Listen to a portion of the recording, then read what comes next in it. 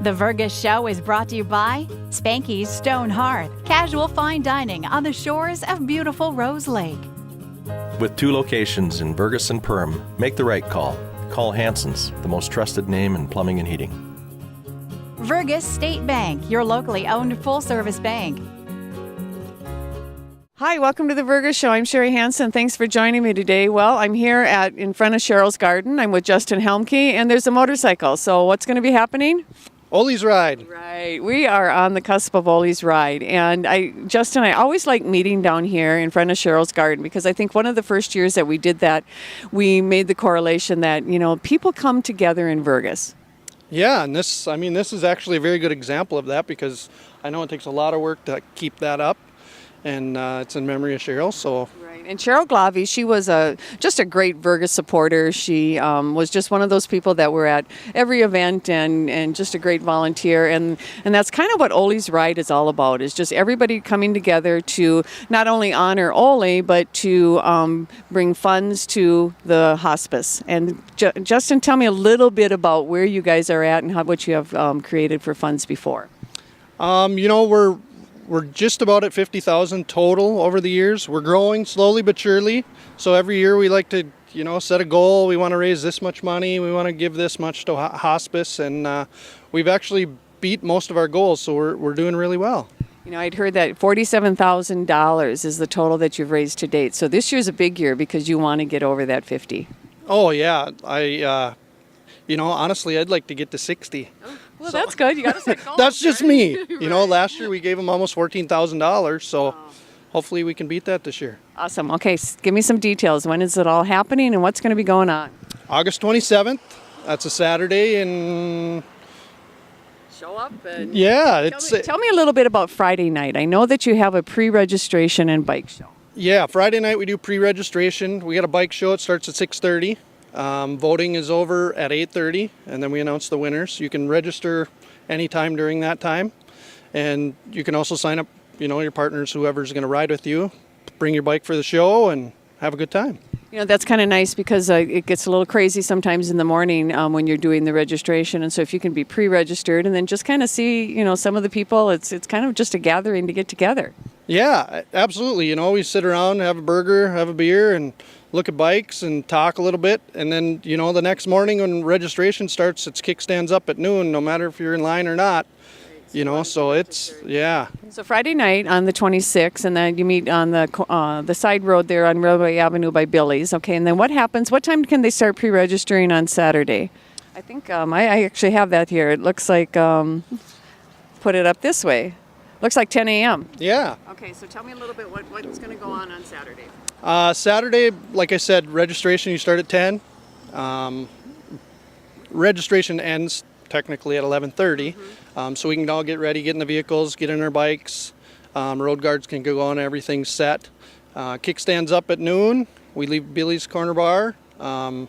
And we go it's about a 140-mile ride this year. Okay, you have the route already planned? I do. And I know that's secret, so I'm not even going to ask about that, about the route.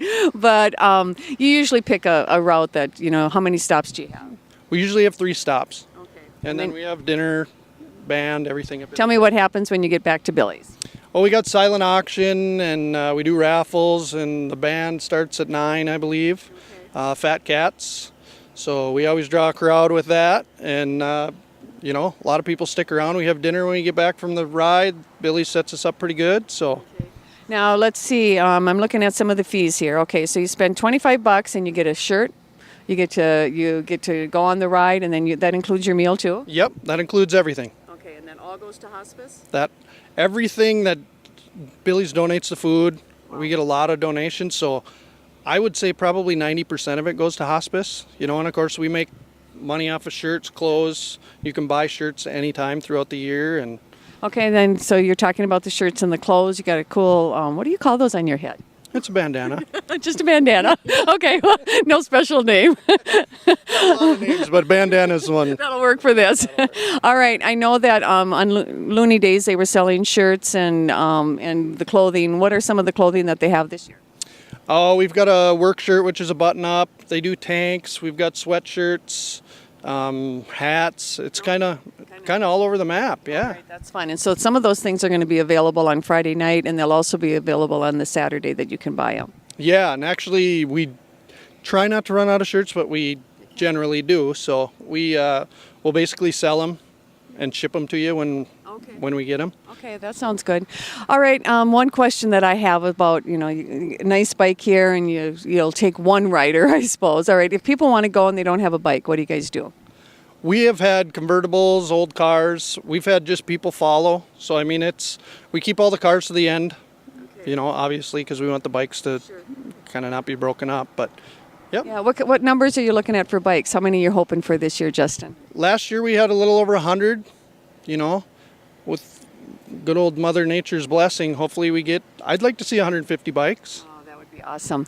If I was not going to be able to be, a part of the bike riding for the day, there's a lot of festivities that go on in the evening, right? And that I could just come in even though if I haven't been part of that, correct? Oh, absolutely. Yeah. I mean, Billy's is open, and you're certainly welcome. We have people, like I say, want to buy shirts, just buy shirts that don't ride motorcycles. So, right. Yeah. That's kind of fun. The silent auction's always kind of fun. I know that Jess is in charge of that, and she just does an awesome job on getting different things. And have you ever seen anything on the silent auction that has just really said, "Oh man, that's great"? Oh, we have all kinds of stuff. I mean, Twins tickets, Vikings tickets. A lot of people make stuff for it. Guns. We've had just random things that are kind of special, unique. So every year we kind of get surprised by something else. So. And that's really fun, and it's nice because all of those donations and all of those funds go towards directly to hospice then too, don't they? Yep, everything. So Justin, why do you do this?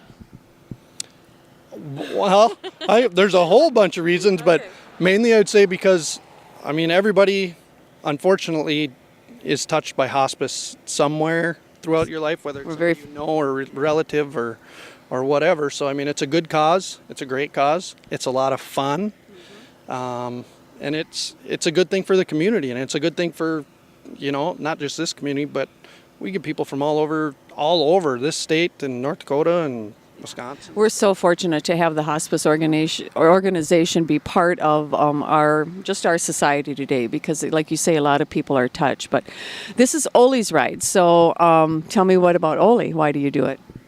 Oh, I knew Oli, well, since I was probably about this high. He lived down the road from me, so we would drive him crazy with snowmobiles and motorcycles and blast him by his house and, going too fast, of course. But, I grew up knowing Oli, and Oli's, if you didn't know Oli, there's really not a great way to describe him. He's just Oli. I think that's he was unique, and I think that's I just love this Oli's ride because it's unique. It brings out unique people, it brings out unique experiences, and it brings out unique silent auction items, just all down the board. Yeah, and it's so interesting to see just the people, people that don't have anything to do with motorcycles or that's not part of their life, just be involved in it and want to be a part of it, regardless of if it's their ride bikes or ever have or not. You brought up a good point there because I think that's really resonant of the community of Vergas. I mean, there are a lot of people who ride bikes, but there are as many people that don't ride bikes that come and support this just because they know that it's a good cause. Yeah, and support it and help out. The road guards, none of the road guards have motorcycles. They all do it in their cars. And that's kind of one thing we're kind of known for. It's like most road guards are people on bikes and they stop, but everybody we've got is in a car. Right. So. And they just want to be part of it. So give me again the dates and what's going on. All right, it's August 26th from like 6 till 8:30. That's Friday night. And then Saturday is basically 10 a.m. till the bar closes if you want to. So yeah, it's a good time. It's a good ride. We picked a nice route. It's going to be beautiful through the lakes and the trees and.